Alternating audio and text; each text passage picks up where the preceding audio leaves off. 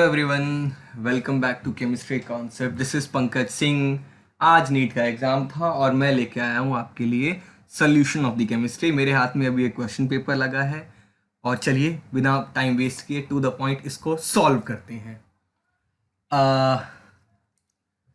The incorrect statement among the following. Simple 4 options आपको दिखाई दे रहे हैं। ये पेपर जिस भी बच्चे का है उसने बहुत सारे क्वेश्चंस ठीक किए हैं और सीधी सी बात, इसमें जो गलत स्टेटमेंट है वो ऑप्शन नंबर 3 है। ऑप्शन नंबर 3 कहती है, बाकी कुछ पढ़ ही नहीं रहे हम लोग। 3 कहता है कि most of the trivalent lanthanoid ions are colourless. ये गलत है जी। लैंथेनॉइड के आयंस होते हैं कलर्ड, कलरलेस नहीं होते। गलत है ये, बाकी सब ठीक है। उसके बाद में 52 की अगर बात करी जाए, 2 स्टेटमेंट्स हैं। यहाँ जूम करूंगा मैं, आपको दिखाई दे इसलिए थोड़ा ब्लर्ड है ऑब्वियसली। कैसे भी अरेंज कर लिया है अभी बस पेपर हमने, अभी तो जस्ट एग्जाम खत्म ही हुआ है। Statement 1, aspirin and paracetamol belong to the class of narcotic analgesic. भैया कहाँ कहाँ पैरासीटामोल नार्कोटिक एनाल्जेसिक है? कहाँ उसको पीने के खाने के बाद नशा होता है हमें? गलत स्टेटमेंट है ये। Morphine and heroin are non narcotic analgesic. यहाँ तो उल्टी गंगा बहा रहे हैं भैया ये। तो बात ये है, दोनों स्टेटमेंट गलत है। एस्प्रिन और पैरासीटामोल नॉन नार्कोटिक होते हैं, मॉर्फिन और हेरोइन नार्कोटिक होता है। Third, both statement 1 and 2 are false. Acidic strength increases in the given order. बिल्कुल सही बात है, यही ऑर्डर है एसिडिक स्ट्रेंथ का। देखिए HF होता है छोटा, HCl उससे बड़ा, ब्रोमीन उससे भी बड़ा और आयोडीन बहुत ही बड़ा। जितना बड़ा साइज उतनी बड़ी बॉन्ड लेंथ, उतना वीक बॉन्ड, उतना इजीली H रिलीज होगा, उतनी ज़्यादा एसिडिक स्ट्रेंथ। और यही कुछ स्टेटमेंट 2 में लिखा हुआ है, as the size increases down the group bond strength. पूरी कहानी पढ़िए। मैं ये कहना चाहूँगा both the statements are correct. Statement 1 भी ठीक है, 2 भी ठीक है। स्ट्रेट फॉरवर्ड क्वेश्चन है, CP minus CV equal to R। NCERT का एज इट इज डेरिवेशन है। ये मैं बोला करता था अपने स्टूडेंट्स को, 11th में बहुत काम किया, बहुत काम की है। वैसे कट गई है इस बार तो ये रिड्यूस सिलेबस की वजह से, चलो कोई नहीं। बड़ा अच्छा सवाल आया है, question number 55। The correct option for the number of body centred unit cell in all the 40 type of Bravais lattices. देखिए मैं आपको टू द पॉइंट बताता हूँ। 7 टाइप के क्रिस्टल सिस्टम्स होते हैं, इसमें से सिर्फ 3 cubic,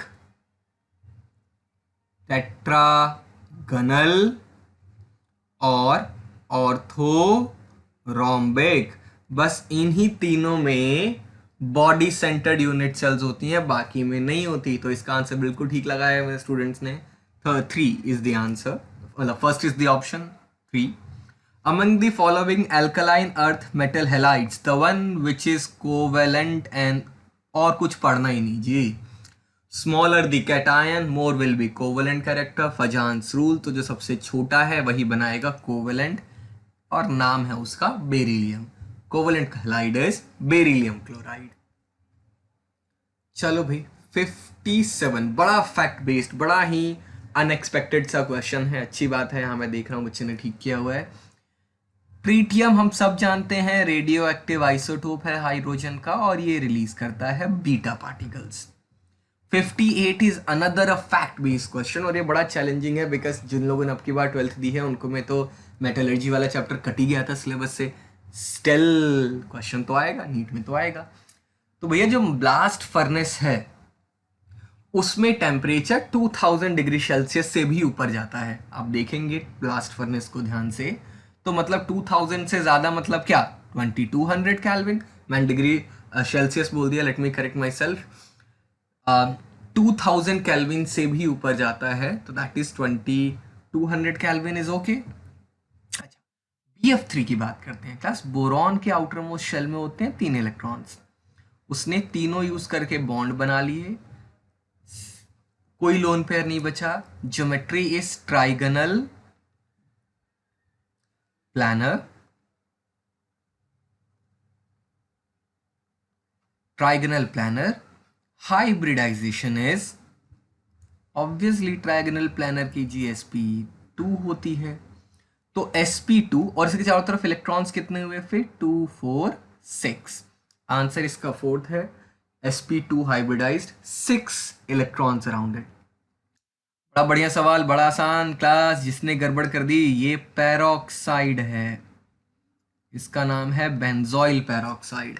HBr in presence of peroxide follows anti-Markovnikov's, पूरा नहीं लिख रहा मैं, बड़ा बड़ा नाम है इसका, which says हाइड्रोजन उसके पास जाएगा जिसके पास कम हाइड्रोजन है, Br उसके पास जिसके पास ज्यादा हाइड्रोजन है।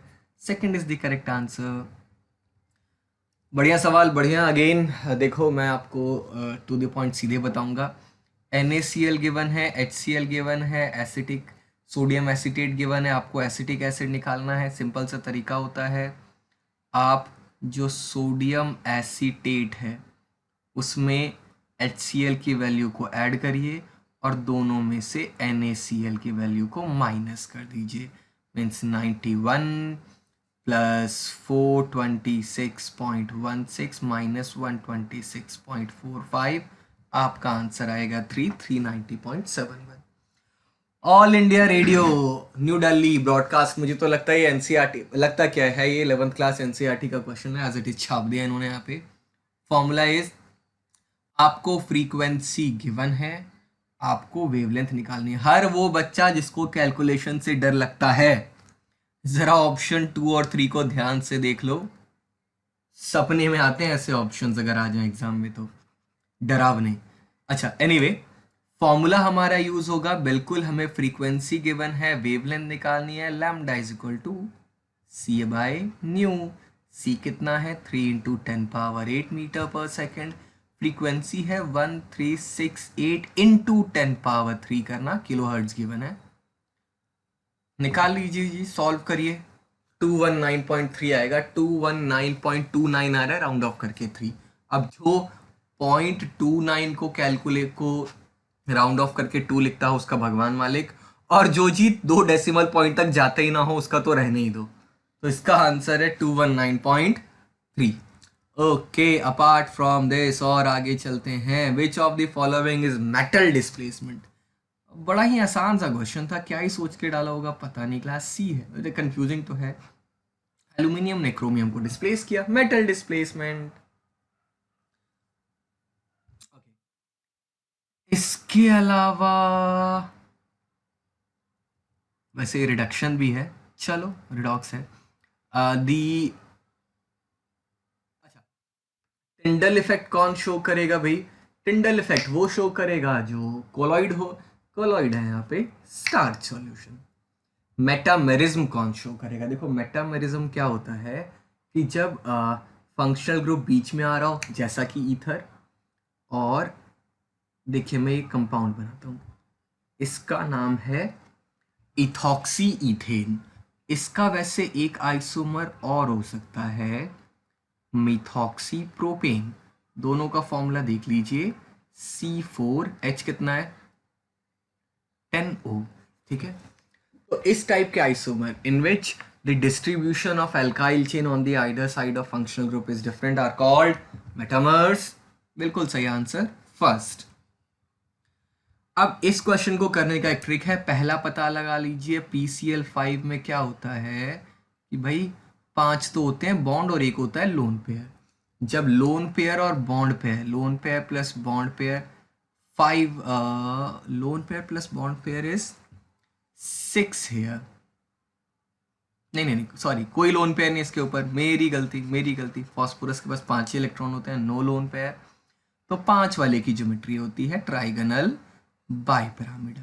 और BF3 का देख लीजिए, अभी हमने किया था एक कंपाउंड में ऐसा ही, बोरॉन के आउटर मोस्ट शेल में जी, इट्स ट्राइगोनल प्लानर। तो ज़रा देख लें, A जा रहा हो 4 के साथ और D जा रहा हो सेकंड के साथ, ऐसा कोई ऑप्शन है? A going with 4 and D going with second, बाकी नहीं देखते हैं। 2 हो गया आंसर इसका, खत्म।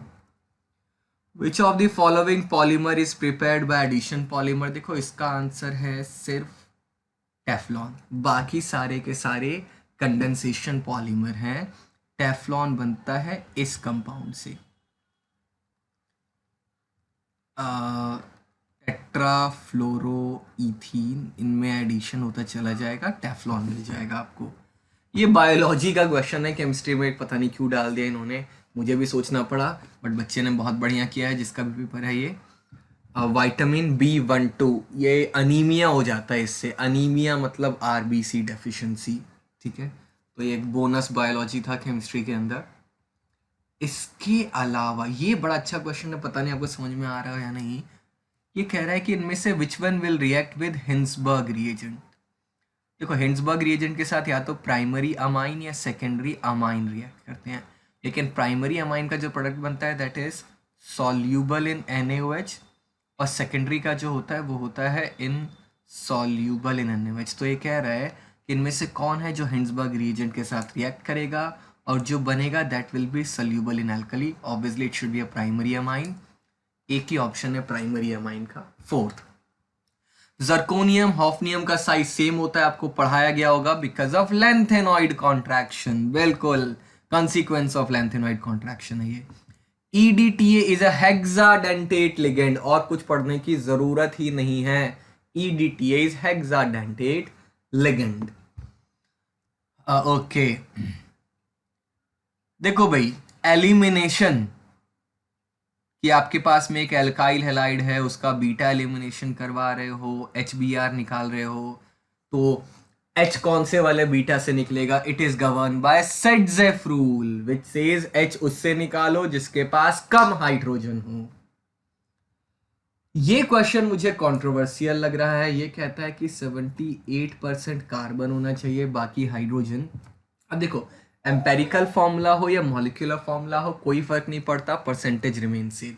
इनमें से किसी के अंदर भी कार्बन की परसेंटेज 78 नहीं आ रही है। हाँ, CH3 की बहुत पास है, 80% के आसपास, ठीक है। तो कैसे किया मैंने ये? CH3 का मास बिल्कुल बताइए कितना होगा? 12 + 3 दैट इज 15, ठीक है। तो अब कार्बन की परसेंटेज कितनी हो जाएगी? तो 12/15 आ रहा है क्या? मेरे हिसाब से तो 78% नहीं आ रहा है, बाकी आप करके देखिएगा, और बाकी में तो खैर आ ही नहीं रहा है, वो तो छोड़ ही दीजिए। एक बार के लिए कर लें क्या? रुकिए, दोबारा रिकैलकुलेट किया मैंने, 80% ही आ रहा है। ये प्रॉब्लमेटिक क्वेश्चन है भाई, देखते हैं क्या होता है इसका। 74 एक बहुत ही अच्छा क्वेश्चन है, कैसे सॉल्व होगा? pH = 7 + 1/2 P Ka - P Kb। भैया सीधे वैल्यू डालो। pKa की वैल्यू कितनी है बिल्कुल बताइए।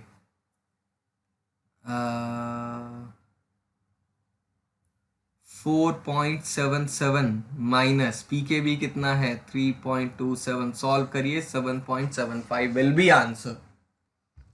ओके, अगला question, structure of barium chloride. देखिए होता ये है कि जो BeCl2 है, इसका ऑक्टेट कंप्लीट होता तो है नहीं, तो वेपर फेज में ये क्या करता है जी? बिल्कुल ब्रिज बनाता है ये, ठीक है। तो वेपर फॉर्म में तो ये एग्जिस्ट करता है एज अ डाइमर, लेकिन सॉलिड फॉर्म में एग्जिस्ट करता है as a chain, as a polymer. तो इसका आंसर हो गया सेकंड, सॉलिड फॉर्म में चेन और गैसियस फॉर्म में, वेपर फॉर्म में डाइमर। देखो ये तो कोई समझने वाली बात ही नहीं है इसमें ज़्यादा। एक ऐसा metal which is liquid at room temperature. अब लिक्विड को कैसे प्योरीफाई करते हैं? डिस्टिलेशन से। मर्क्यूरी की बात कर रहा था वैसे ये। देखो इस क्वेश्चन में गड़बड़ क्या है, बच्चों ने इसके अंदर हेक्सागनल के बारे में पढ़ लिया। अरे हेक्सागनल के बारे में पढ़ा आपने? ओके देखो, हेक्सागनल यूनिट सेल में क्या होता है? नंबर ऑफ एटम्स होते हैं 6 एटम्स पर यूनिट सेल। तो उसमें टेट्राहेड्रल वॉइड्स कितने हो जाएंगे? 12। ऑक्टाहेड्रल वॉइड्स कितने होंगे? वो 6 ही रहेंगे। रीजन आपने सुना होगा, टेट्राहेड्रल वॉइड जो होते हैं these are equals twice of the number of atoms, and octahedral void होता है equals to number of atoms. तो इसका आंसर है 12 and 6, ऑप्शन ए होना चाहिए था इसका। अच्छा, correct structure of 2 6 di methyl deck 4 in is, बिल्कुल सही आंसर किया है बच्चे ने, नंबरिंग भी आपको दिखाई दे रही है। 6 7 8 9 10, इसका नाम हो जाएगा 2,6 डाई मिथाइल डेक 4 इन, तो बिल्कुल सही आंसर है, सेकंड है इसका आंसर। ये क्वेश्चन बहुत बढ़िया लगा मुझे जो भी आपके सामने है। देखिए बच्चे इसमें कंफ्यूज हुए कि इथेनॉल का क्या काम, कुछ नहीं है जी, सॉल्वेंट है ये, एक्सेप्ट। NaBH4 क्या है, रिड्यूसिंग एजेंट है, ओनली फॉर आइदर एल्डिहाइड और ketone, it does not affect ester, तो इसमें कुछ नहीं होगा, बस ये वाला पार्ट OH में कन्वर्ट हो जाएगा, rest of the things will remain same. इसका आंसर है फर्स्ट। ओके, उसके बाद में 92 is also a good one. देखो इसके अंदर ये हमसे EA की वैल्यू पूछ रहा है, स्लोप दे रखा है। देखो जो स्लोप होता है ना इस प्लॉट के अंदर वो होता है EA/R। स्लोप की वैल्यू 5 इंटू 10⁻³ सॉरी +3। EA हमें निकालना है एक्टिवेशन एनर्जी, R भी हमें दे रखा है 8.314, तो एक्टिवेशन एनर्जी हो जाएगी 5 इंटू 10⁻³ इंटू 8.314। जब इसको आप सॉल्व करिएगा आपका आंसर आएगा 41.5, second is the answer. Diazonium salt को बेंजीन में कन्वर्ट करने के लिए हम इथेनॉल यूज करते हैं, third is the answer. Okay, इसके अलावा आपका 94 एक अच्छा क्वेश्चन है, इसने आइसोथर्मल वर्ड यूज किया है ना, याद रखना आइसोथर्मल के लिए डेल्टा U इज 0, और इसने इरिवर्सिबल वर्ड यूज किया है ना, इरिवर्सिबल मतलब इट्स स्पॉन्टेनियस, स्पॉन्टेनियस के लिए डेल्टा S जो है वो पॉजिटिव होता है, 0 नहीं होता, तो इसका सही आंसर है fourth. Which of the following is not iso electronic, देखिए आयरन का एटॉमिक नंबर होता है 26, मैंगनीज का होता है 27, तो आयरन 2 पॉजिटिव का हो जाएगा, उल्टा कर रहा हूँ मैं, सॉरी माय करेक्शन, मैंगनीज का होता है 25 एटॉमिक नंबर, आयरन का होता है 26, मैंगनीज 2 पॉजिटिव हो जाएगा 23 इलेक्ट्रॉन वाला, आयरन 2 पॉजिटिव हो जाएगा 24 इलेक्ट्रॉन वाला, they are not isoelectronic, first is the answer. 96 कैसे करना है, देखिए आपको ऐसे करना होगा, लैम्डा में होगा लैम्डा m/λ0m, लैम्डा m की value they have given us 20, λ0m क्या हो जाएगा, एसिटेट आयन और हाइड्रोजन का सम विच इज 400, ठीक। उसके बाद में हमें Ka निकालना है, Ka इज C∝², अल्फा तो ये रहा, C है 0.007, अल्फा है अपना 20/400 स्क्वायर, सॉल्व करिएगा आंसर आएगा 1.75 into 10⁻⁻5। Which of the following molecule is non polar in nature, ये तो अच्छा सवाल है यार। SbCl5 इज नॉन पोलर, सही बात है, देखिए देख लेते हैं यार, yes it is non polar, कैसे, ट्राइगोनल बाइपिरामिडल है, इन दोनों का रिजल्टेंट यहाँ which will be cancelled by this, और ऊपर वाला नीचे वाले को कैंसिल कर देगा, फोर्थ इज द आंसर। 98 की बारी, हमें इसमें पता लगाना है, सिंपल ये पता लगा लीजिए कि 0Bm किसका होता है, तो मैं आपको बता देता हूं कि हमारा ये जो कंपाउंड है ना FeCN6, इसमें है आयरन Fe2 पॉजिटिव में, Fe2 पॉजिटिव मतलब ये 3d6 है, और क्योंकि साइनाइड एक स्ट्रॉन्ग फील्ड लिगेंड है वो इन 6 इलेक्ट्रॉन्स को 3 ऑर्बिटल में पेयर अप करवा देगा, there will be no unpaired electrons and that's why C will be 3। अब C = 3 सिर्फ एक ही ऑप्शन में है, sorry C will be equal to 2, अब C = 2 सिर्फ एक ही ऑप्शन में है, दैट इज ऑप्शन नंबर 1, ठीक है, तो इसका आंसर हो गया फर्स्ट 98। ये भी एक अच्छा क्वेश्चन है, तो देखिए फॉर्मूला इसका होता है PV = N1 + N2 × RT that's it. हमें प्रेशर निकालना है ना, तो प्रेशर हो जाएगा N1 plus N2 by V into RT। Number of moles oxygen के कितने, 4/32। हाइड्रोजन के कितने, 2/2। R की वैल्यू 0.082। टेम्परेचर 273। Volume 1 litre. डालिए, सॉल्व करिए, आपका आंसर 4 आएगा 25.18। बीच के कुछ क्वेश्चन मैं समझ रहा हूँ गायब हो गए, मुझे मिले ही नहीं। आपके पास अगर हुआ तो आप दीजिएगा, मैं उनको सॉल्व करूंगा और आपके साथ फिर से अपलोड करके शेयर कर दूंगा। अच्छा, which of the following is not strictly, एक भी अगर पता हो जाएगा तो हो जाएगा काम। और हम सब ने सुना है down the group acidic strength increases. और एक चीज और याद रखिएगा कि जो स्ट्रेंथ ऑफ एसिड होता है ना, that is inversely proportional to pKa। तो अगर down the group acidic strength increase हो रही है तो pKa वैल्यू को डिक्रीज होना था, ना कि increase. Third is incorrect. I hope सारे के सारे क्लियर है। कोई डाउट, कोई आंसर गड़बड़ लग रहा हो आपको, please mention in the comment section and don't forget to subscribe the channel and suggest the same to your friends also. Thanks for watching. I hope सबका रिजल्ट अच्छा है।